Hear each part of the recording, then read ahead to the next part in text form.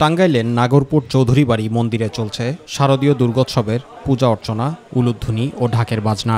পূজারী ও দর্শনার্থীরা প্রতিমা দেখতে এবং পূজায় অংশ নিয়েছেন। বিজয়া দশমীতে আজ বিসর্জনের মধ্য দিয়ে বিদায় নেবেন দেবী দুর্গা।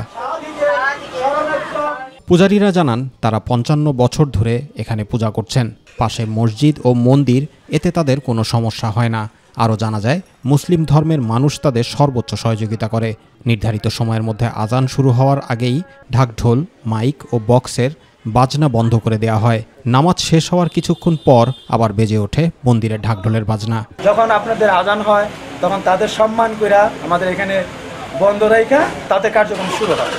তাদের কার্যক্রম যখন শেষ হয় তখন হচ্ছে আবার আমাদের কার্যক্রম শুরু হয়। এখানে তাদের ধর্ম তারা করে, আমাদের ধর্ম আমরা করি। ৪৫ বছর ধরে হয়েছে, এর মধ্যে আজ পর্যন্ত কোনো একটি ঘটনা এখানে ঘটেনি। মুসল্লিরা জানান আজান ও নামাজের সময়সূচি তাদের কাছে দেয়া আছে। নামাজে যাতে কোনো অসুবিধা না হয় সেদিকে লক্ষ্য রাখেন তারা।